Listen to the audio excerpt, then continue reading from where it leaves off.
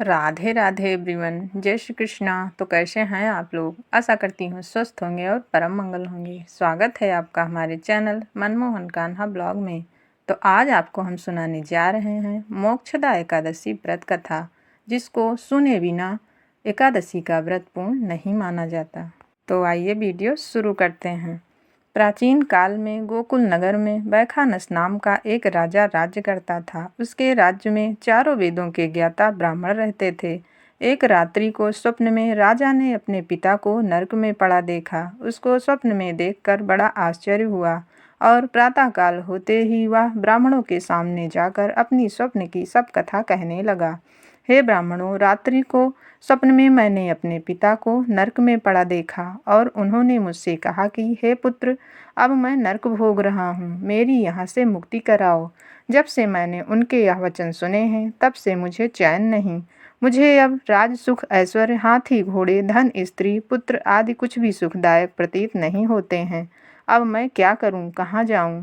इस दुख के कारण मेरा शरीर तप रहा है। आप लोग मुझे किसी प्रकार का तप, दान, व्रत आदि बतावें जिससे मेरे पिता की मुक्ति प्राप्त हो। राजा के ऐसे वचनों को सुनकर ब्राह्मण बोले, हे राजन, यहाँ से समीप ही वर्तमान भूत भविष्य के ज्ञाता एक पर्वत नाम के मुनि हैं। आप यह सब बातें उनसे जाकर पूछ लीजिए, वे आपको इसकी विधि बता देंगे।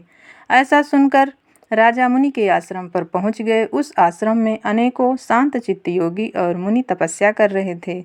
उस समय चारों वेदों के ज्ञाता पर्वत मुनि दूसरे ब्रह्मा के समान बैठे थे। राजा ने जाकर उनको साष्टांग प्रणाम किया। पर्वत मुनि ने कुशल क्षेम पूछी। तब राजा बोले, हे देवर्षि, आपकी कृपा से मेरे राज्य में सब कुशल है, परंतु अकस्मात एक विघ्न आ गया है जिससे मुझे अशांति हो रही है।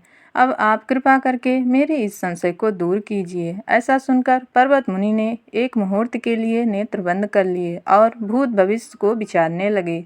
फिर बोले, हे राजन, मैंने योग बल द्वारा तुम्हारे पिता के समस्त कुकर्मों का ज्ञान प्राप्त कर लिया है।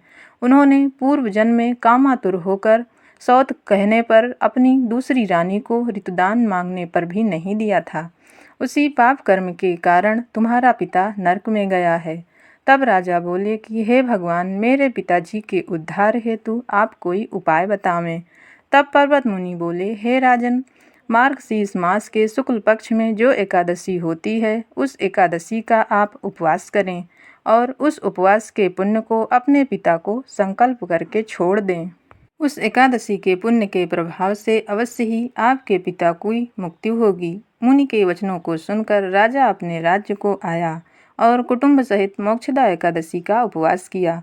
उस उपवास के पुण्य को राजा ने अपने पिता को दे दिया, अर्थात संकल्प करके छोड़ दिया। उस पुण्य के प्रभाव से राजा के पिता को मुक्ति मिली और स्वर्ग में जाते हुए उन्होंने अपने पुत्र से कहा, हे पुत्र, तेरा कल्याण हो। यह कहकर वह स्वर्ग चला गया। मार्गशीर्ष माह के शुक्ल पक्ष की मोक्षदा एकादशी का व्रत जो भी करता है, उसके सभी पाप नष्ट हो जाते हैं और अंत में वह स्वर्गलोक को प्राप्त करता है। इस व्रत से बढ़कर मोक्ष देने वाला दूसरा कोई भी व्रत नहीं है, इसलिए हमें एकादशी का व्रत जरूर करना चाहिए। आशा करती हूँ यह कहानी आपको पसंद आई होगी। अगर वीडियो अच्छा लगा हो तो प्लीज़ वीडियो को लाइक कर देना और ऐसी ही कहानियाँ सुनने के लिए हमारे चैनल को सब्सक्राइब कर लेना। तो मिलते हैं किसी और वीडियो में एक नई कहानी के साथ। राधे राधे। जय श्री कृष्णा।